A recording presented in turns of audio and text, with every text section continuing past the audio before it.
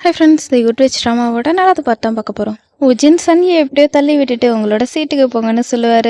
சன்னியை போனதுக்கப்புறம் என்ன ஐடின்ற மாதிரி தான் ரியாக்ஷன் கொடுத்துக்கிட்டு இருப்பாரு. உஜின் கோக்பிட்க்கு போனதும் இதுக்கப்புறமேட்டுக்கு நான் ஃப்ளைட்டை கண்ட்ரோல் பண்ணுறேன்னு சொல்லுவார்.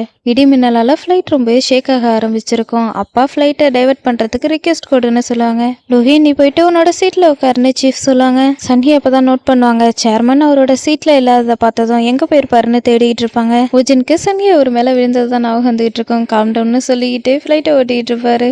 சேர்மன் ரெஸ்ட் ரூமில் இருப்பார். ஃப்ளைட் ஷேக் ஆகிறதுல நல்லா இடிச்சுக்குவார். ஒருவேளை ரெஸ்ட் ரூமில் இருப்பாருன்னு செக் பண்ணுறதுக்காக வருவாங்க. யாராவது உள்ளே இருக்கீங்களான்னு கேட்டுட்டு ஓப்பன் பண்ணால் உள்ள சேர்மன் இருப்பார். சார், நீங்கள் நல்லா இருக்கீங்களா? உங்களுக்கு எதுவும் ஆகலைன்னு கேட்பாங்க. என்னோட தலையை நான் இடிச்சுக்கிட்டேன்னு சொல்லுவார். வாங்க போகலான்னு சொல்லுவாங்க. அதே நேரம் ஃப்ளைட் ஷேக் ஆகவும் சன்னியை மேலேயே விழுந்துருவார்.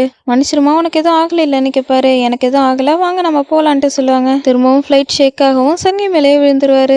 சன்னியை எழுந்திருக்காம இருக்கிறத பார்த்ததும் உனக்கு என்னம்மா ஆச்சு, நல்லா இருக்கியா, யாராவது இருக்கீங்களா, வாங்கன்னு கூப்பிட்டு இருப்பாரு. சன்னியை கண் முழிச்சு, வாங்க நம்ம 2 பேரும் ஒன்னா போகலாம், நம்ம இங்கேருந்து போயாகணும்னு சொல்லுவாங்க.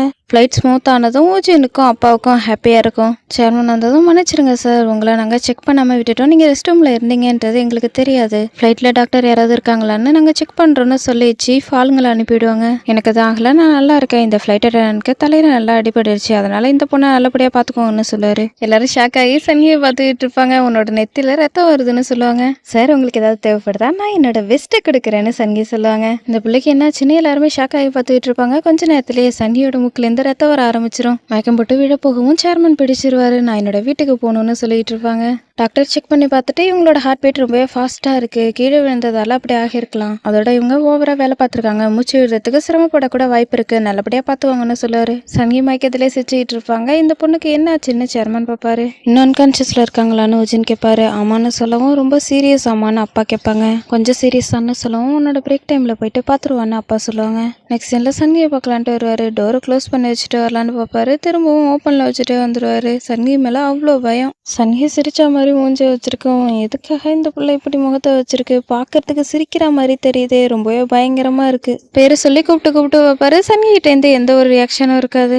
இந்த பொண்ணு கான்சியஸ்ல இருக்கா இல்லையா, ஒரு நிமிஷம் இரு. இந்த பொண்ணு ஒரு பையனோட கையை பிடிச்சிருந்தா, ஆனா கொஞ்சம் கூட பதட்டப்படவே இல்லை. அதோட நாங்க 2 பேரும் டைட்டா ஹக் பண்ணியிருந்தோம், அப்ப கூட வெக்கப்படவே இல்லை. இது எந்த மாதிரி பொண்ணுன்றதே தெரியலன்னு பார்த்துட்டு இருப்பாரு. சன்னி கண் முழிச்சு எழுந்திருப்பாங்க. கரெக்டா ஹீரோவை கிஸ் பண்ணிடுவாங்க. அம்மா, இப்போ நான் எங்க இருக்கேன், நான் என்னோட வீட்டுக்கு போகணும்னு சொல்லிட்டு இருப்பாங்க. உஜின் ஷாக்காகி எழுந்திருக்கும் போது தலையில நல்லா இடிச்சுக்குவாரு. எக்ஸ்கியூஸ் மீ, கொஞ்ச நேரம் முன்னாடி நீங்க என்ன பண்ணீங்கன்றது உங்களுக்கு தெரியுமான்னு கேட்பாரு. சன்னி அதெல்லாம் கண்டுக்காம, இப்ப நான் எங்க இருக்கேன், ஏர்போர்ட்ல இருக்கேனா, கிம்போல இருக்கேனா, நான் என்னோட வீட்டுக்கு போகணும், எப்படி நான் என்னோட வீட்டுக்கு போறது, நான் தான் கேட்டுக்கிட்டு இருக்கேன்ல, இப்போ நான் எங்க இருக்கேன்னு கேட்பாங்க. நீங்க ஃப்ளைட்ல இருக்கீங்க, துபாய்க்கு போற ஃப்ளைட்ல இருக்கீங்கன்னு உஜின் சொல்லுவாரு. என்ன, இன்னமும் நான் ஃப்ளைட்ல தான் இருக்கேனா, இப்போ நான் என்ன பண்றது, நைட் வேற ஆயிடுச்சு போல இருக்கே, நான் என்னோட வீட்டுக்கு போகணும், சோராங், நான் என்னோட வீட்டுக்கு போகணும்னு சொல்லிட்டு இருப்பாங்க. முதல்ல நம்ம இந்த பொண்ணை விட்டு ரொம்பவே தூரமா இருக்கணும்னு சொல்லிட்டு எப்போதும் போல அப்பத்தியான்னு இருப்பாரு.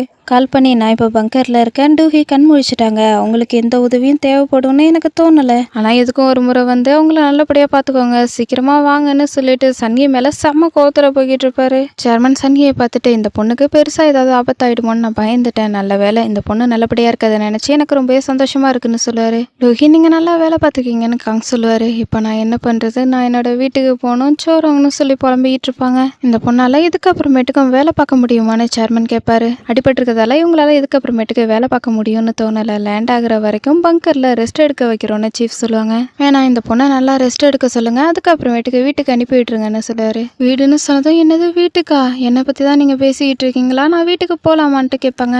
ஆமாம்மா, நீ ரொம்பவே கஷ்டப்பட்டிருக்கலன்னு சொல்லுவாரு. ரொம்பவே நன்றின்னு குரலே மாறி போய் சொல்லிட்டு இருப்பாங்க.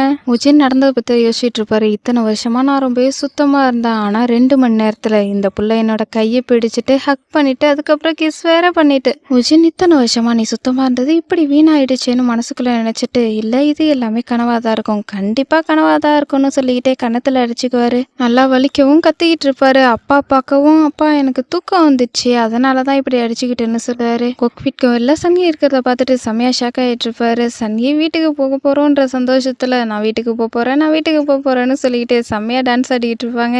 இதெல்லாம் பார்த்துட்டு ஊஜின் செம்மையா ஷாக் ஆயிட்டு இருப்பாரு. என்னப்பா ஆச்சு, ஏன் ஷாக் ஆனா, எதை பார்த்தேன்னு அப்பா கேட்பாங்க. ஒருத்தவங்களோட ஒருத்தவங்களோட நரம்பு வேலை செய்யறது கொஞ்சம் மாறுச்சுன்னா அவங்களோட பிஹேவியரும் மாறுச்சுன்னா சைசோஃபேரியான்னு சொல்லுவாங்க. வயசான ஒருத்தவங்களுக்கு ஏடிஹெச்டி ப்ராப்ளம் வந்திருக்கு, அவங்கள நம்ம பைத்தியம்னு கூட சொல்லலான்ட்டு சன்னியை பற்றி தான் சொல்லிட்டு இருப்பாரு. நம்மளோட ஃப்ளைட்டில் பைத்தியம் யாராவது இருக்காங்களான்னு அப்பா கேட்பாங்க. சன்னி கொடுக்குற ரியாக்ஷன்லாம் பார்த்து உஜினுக்கு செம்மையாக கடுப்பாகிட்டு இருக்கும். இந்த பைத்தியக்கார பொண்ணு என்னோட உதட்ட, என்னோட உடம்ப, என்னோட லிப்ஸை தொடுற அளவுக்கு நான் விட்டுட்டேனே, இது கெட்ட கனவாக தான் இருக்கணும், கண்டிப்பாக கெட்ட கனவாக தான் இருக்கணும், இதுக்கு வாய்ப்பே இல்லைன்னு சொல்லிட்டு செம்மையாக கத்திக்கிட்டு இருப்பாரு. சன்ஹி இவ்வளோ நேரம் நல்லா டான்ஸ் ஆடிட்டு எதுவும் நடக்காத மாதிரி அமைதியாக போய்கிட்டு இருப்பாங்க. காங் என்ன சொன்னாருன்னு டேரி கேட்பாங்க. அவர் உங்ககிட்ட கிரீன் லைட்டுன்றத சொல்ல சொன்னாரு, அதுக்கான அர்த்தம் உங்களுக்கு தெரியும்னு சொன்னாருன்னு சொல்லவும் டேரி ஃப்ளாஷ்பேக்கை பற்றி தான் யோசிச்சுட்டு இருப்பாங்க. டேரி ஒரு முறை எக்ஸிபிஷனுக்கு போயிருந்தப்ப அங்கே வேலை பார்க்குற பொண்ணை அடின்னு அடிச்சு, நான் யார் தெரியுமா, டாங் ஹே ஏர்லைன்ஸில் உள்ள டேரி, நான் யாருன்றது தெரிஞ்சு தானே நீ இது எல்லாத்தையுமே பண்ணிட்டு இருக்க, இந்த பெயிண்டிங்கை நான் வாங்குறேன்னு தானே சொல்லியிருந்தேன், அப்புறம் எப்படி நீ வேற ஒருத்தவங்கள்ட்ட விற்கலாம், இந்த பெயிண்டிங் இப்போ யாரோடதுன்னு சொல்லுன்னு அடின்னு அடிச்சு கேட்பாங்க.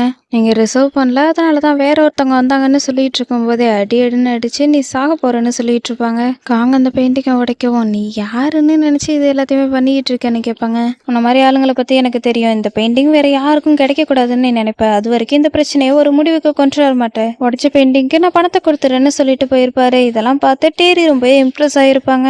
இவர் இருக்காரு எப்பவுமே பர்ஃபெக்டான டைமிங்கை தவிர வேற எதையுமே சரியா பண்ண மாட்டாரு. அவரை லீகல் டீமை விட்டுட்டு என்னோட கேஸை பார்த்துக்க சொல்லுங்கன்னு சொல்லவும், உங்களோட டிவோர்ஸ் கேஸை நான் என்ன பண்ணட்டும்னு அசிஸ்டன்ட் கேட்பாரு. நான் இப்போ என்னோட மனசை மாத்திக்கிட்டேன், இதை பத்தி என்னோட அப்பா கிட்ட சொல்லிடாதீங்க, சீக்ரெட்டாவே இருக்கட்டும், இப்போதைக்கு என்னை பத்தி நல்லா புரிஞ்சுக்கிட்ட ஒரு பையன் எனக்கு வேணும்னு சொல்லுவாங்க. காங் ஃபிளாஷ்பேக்கை பத்தி தான் யோசிச்சுட்டு இருப்பான். டேரி அவனை கன்னத்திலே அரைச்சி, உன்னை பார்த்தாலே எனக்கு பிடிக்கல, உன்னை பார்த்து பார்த்து எனக்கு வெறுப்பாயிடுச்சு, எங்கேயாவது போய் தொலைன்னு கையில கிடைக்கிற பொருளெல்லாம் உடச்சிட்டு இருப்பாங்க. இதுல காங்கோட கன்னத்துல காயமாயிடும். அப்ப கூட டேரி காங்க திமிரா தான் பார்த்துக்கிட்டு இருப்பாங்க. டேரியோட தம்பி வேற இடிச்சு விட்டுட்டு போயிட்டு இருப்பான். இதெல்லாம் பார்க்கும்போது இன்னுமே கடுப்பாயிட்டு இருக்கும். வீட்டுல தான் இந்த ரெண்டு லூசுங்களோட தொல்லைன்னு ஆஃபீஸ்க்கு போனா அங்கேயுமே சேர்மன் நல்லா திட்டிட்டு இருப்பாரு. நீ உண்மையாவே சியோல் நேஷனல் யூனிவர்சிட்டியில கிராஜுவேட் ஆயிருக்கியா, உன்னால இது மட்டும் தான் பண்ண முடியுமா, முட்டாள்னு திட்டுவாரு. இதெல்லாம் யோசிச்சு பார்க்கும்போதே காங்க்கு செம்மையா கோமாயிட்டு இருக்கும். சில பேருக்கு ஏற்படுற பிரச்சனை சில பேருக்கு வாய்ப்பா அமையும்னு மனசுக்குள்ள நினைப்பான். உஜினோட அப்பா அம்மா கிட்ட நம்ம ஜெர்மனில தங்க போற வீட்டுல இன்டீரியர் ஒர்க் எல்லாம் முறிஞ்சிச்சு, நேத்து தான் கால் பண்ணி சொன்னாங்கன்னு சொல்லிட்டு இருப்பாரு.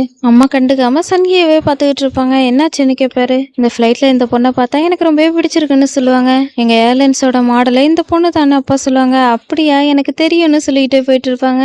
சன்கியை சோரங்க கால் பண்ணி, எல்லாம் ஓகே தானே, நான் நாளைக்கு வீட்டுக்கு வந்துருவேன், அப்புறம் பாட்டின்னு கேட்பாங்க. அவங்க தூங்கிட்டாங்கம்மா, நான் பக்கத்து வீட்டுல இருந்து ஒரு சிப் குடிச்ச உடனே மட்டையாகிற மாதிரி ட்ரிங்க் வாங்கிட்டு வந்து கொடுத்தேன், அதை குடிச்ச உடனே நல்லா தூங்கிட்டாங்க, 2 மணி நேரமா தூங்கிட்டு இருக்காங்கன்னு பாப்பா சொல்லுவா. நாளைக்கு 3 மணிக்கெல்லாம் நான் வந்துருவேன், அவங்கள்ட்ட என்ன நினைச்சு கவலைப்பட வேணான்னு சொல்லு, நாளைக்கு சமத்தா நீ ஸ்கூலுக்கு போயிடு, மற்றது எல்லாத்தையும் நான் பாத்துக்கிறேன்னு சொல்லுவாங்க. நெக்ஸ்ட் சீன்ல எல்லாத்தையும் மன்னிப்பு கேட்டுக்கிட்டு இருப்பாங்க. நான் சீக்கிரமா போறதுக்கு என்ன மன்னிச்சிருங்க, நீங்க எல்லாரும் என்ன வீட்டுக்கு போக விட்டதுக்கு ரொம்ப நன்றின்னு சொல்லுவாங்க.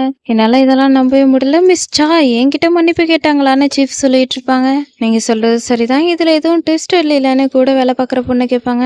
என்ன ட்விஸ்ட்னு சன்னியை கேட்கவும், உனக்கு அடிபட்டுடுச்சு, மயக்கம் போட்டு விழுந்துட்டா, மூக்குல இருந்து ரத்தம் வேற வந்துச்சு, ஆனா நீ எங்க மேல கோவப்படவே இல்லை, நன்றி சொல்லிட்டு இருக்க, இப்படிப்பட்ட ஆளே நீ கிடையாதே.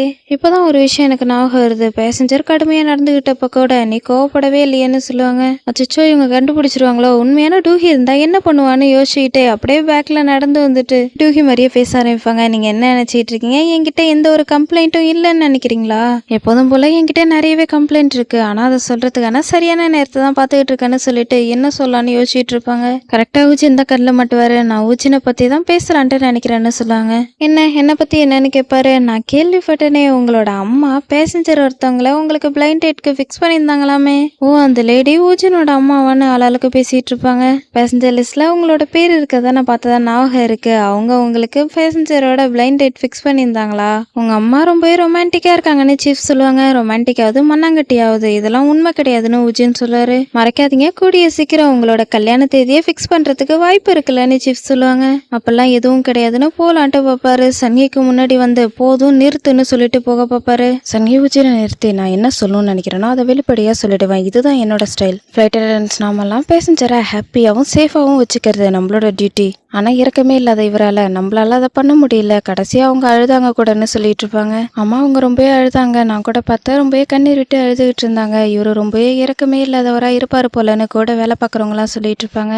மிஸ்டர் நீங்க என்ன டிஃபிகல்ட்டான சுச்சுவேஷன்ல தள்ள பாக்குறீங்க, அது என்கிட்ட ஒர்க் அவுட் ஆகாதுன்னு உஜின் சொல்றாரு. மிஸ்டர் சாங், இந்த உலகத்துல எந்த குழந்தையும் தானா பிறக்கிறது இல்ல, உங்க அம்மா சொல்றதை எப்பவும் கேளுங்கன்னு சொல்லிட்டு மனசுக்குள்ள இந்த ஆக்டிங் போதுமா, நம்ம நல்லா ஆக்ட் பண்ணிருக்கோம்னு தான் நினைக்கிறேன், டூஹி மாதிரியே கரெக்டா பண்ணிருக்கோம்னு சொல்லிட்டு இருப்பாங்க. இந்த பொண்ணுக்கு ADHD ப்ராப்ளம் இருக்கா இல்ல பைத்தியமானு எனக்கு தெரியல, ஆனா இந்த பொண்ணை எனக்கு சுத்தமாவே பிடிக்கலன்னு மனசுக்குள்ள நினைச்சுக்கிட்டே போவாரு. அவசரம் போகும்போது சுட்கேஸ் வேற இடிச்சிடும். சன்னிக்கு இதெல்லாம் பார்க்கும்போது செம காமெடியா இருக்கும். உஜனுக்கு இதெல்லாம் பார்க்கும்போது செம்மையா கோவமாகிட்டு இருக்கும். கடுப்பாகி போய்கிட்டு இருப்பாரு. பாட்டி நீங்களும் சாப்பிடுங்க, இன்னும் 2 முறை நீங்க அம்மாவை பத்தி பேசுனீங்கன்னா மொத்தமா 1000 முறை ஆகிடும்னு பாப்பா சொல்லுவா. ஆமாம்மா, நீங்க எதுக்காக அவளை பத்தியே யோசிச்சுட்டு இருக்கீங்க, அவ என்னோட ஒய்ஃப், உங்களோட ஒய்ஃப் கிடையாதுன்னு பையன் சொல்லுவான். ஆமாண்டா, அவ என்னோட ஒய்ஃப் கிடையாது, உன்னோட ஒய்ஃப் தான். நைட் முழுக்க உன்னோட ஒய்ஃப் வீட்டுக்கும் வரல, அவளை ரீச் பண்ணவும் முடியல, எப்போ அவனால கவலையப்படாம இருக்க முடியுதுன்னு கேட்பாங்க. சோரம் கிட்ட தான் அவ பேசியிருக்கால, கூடிய சீக்கிரம் வீட்டுக்கு வந்துருவா. சன்கே நம்மள நினைச்சுதானே எப்பவுமே கேர் பண்ணுவா. ஒரே அவளுக்கு அதிகமா சம்பளம் கிடைக்கிற இடத்துல வேலை கிடைச்சிருக்கலாம்னு சொல்லுவான். ஆமா, இது எதுக்கிட்ட போட்டிருக்கேன்னு எடுத்து விட்டா ஹேர் கலர் பண்ணியிருப்பான். 2 பேருக்குமே செம ஷாக்கிங்கா இருக்கும். நான் புதுசா ஹேர் கலர் பண்ணியிருக்கேன், நல்லா இருக்கான்னு கேட்டுட்டு இருப்பான். பாரு,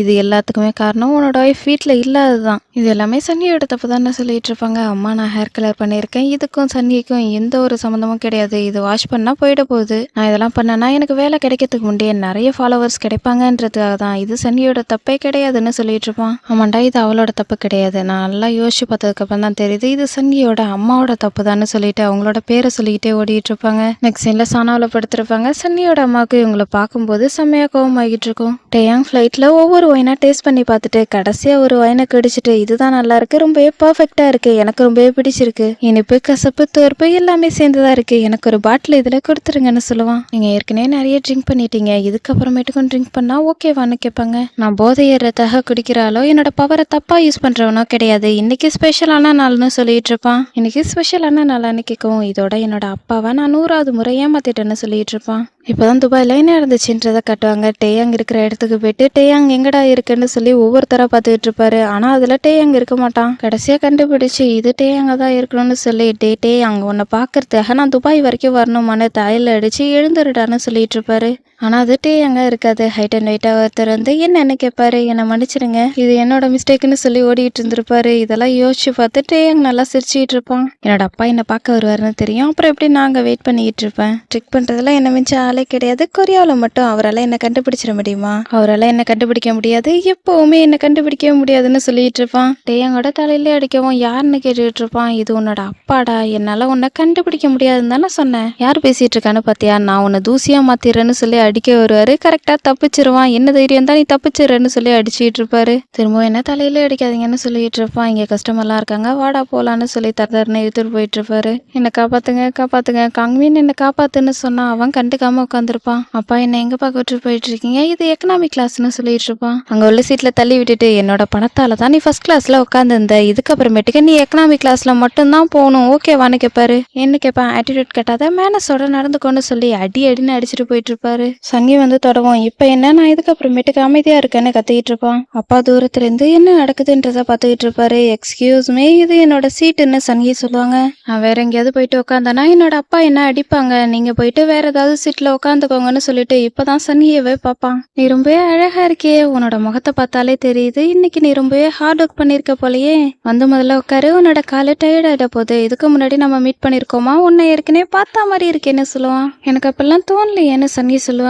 ஒருவேளை நான் ஏற்கனவே உன்னை பார்த்து இருந்திருக்கலாம், நீ அதிகமா டிராவல் பண்ணிக்கிட்டே இருப்பியா, மெக்சிகோ கூபா அந்த நாட்டுக்கெல்லாம் அதிகமா போவியோ, உன்னோட பிளட் குரூப் என்ன, உன்னோட ராசி என்ன, நான் கெஸ் பண்றேன் நீ ஜெமினியா தான் இருக்கணும்னு சொல்லிட்டு பக்கத்துல உள்ள பேசஞ்சரோட கிளாஸ் எடுத்து ட்ரிங்க குடிச்சிட்டு இருப்பான். இதெல்லாம் பார்த்து அப்பாவுக்கு செம்மையா கடுப்பா ஆகிட்டு இருக்கும். என்ன தைரியம் தான் இதே மாதிரிலாம் பண்ணிக்கிட்டு இருப்பான், நான் உன்னை கொல்ல போறேன்னு சொல்லி முன்னாடி வந்துகிட்டு இருப்பாரு. ஆனா சத்தமா சொல்ல மாட்டாரு, வாயை மட்டும்தான் அசிச்சிட்டு வந்துட்டு இருப்பாரு. அதுக்கே செம்மையா பயந்து போய்கிட்டு இருப்பான். அப்பாவை பார்த்ததுல ட்ரிங்க ஒழுங்கா குடிச்சிருக்க மாட்டான், நல்லா புறையேற ஆரம்பிச்சிரும். உனக்கு எதுவும் ஆகலையில, நல்லா இருக்கியான்னு சன்னியை கேட்கவும் நான் செத்துக்கிட்டு இருக்கேன்னு சொல்லுவான். இதோட இந்த எபிசோட் முடியுது. இந்த எபிசோட் உங்களுக்கு பிடிச்சிருந்திருக்கும்னு நினைக்கிறேன். பிடிச்சிருந்தா மறக்காம லைக் அண்ட் சப்ஸ்கிரைப் பண்ணுங்க. சன்னி இன்னும் என்னென்னலாம் காமெடி பண்றாங்கன்றதை நெக்ஸ்ட் எபிசோட்ல பார்க்கலாம். தேங்க்ஸ் ஃபார் வாட்சிங்.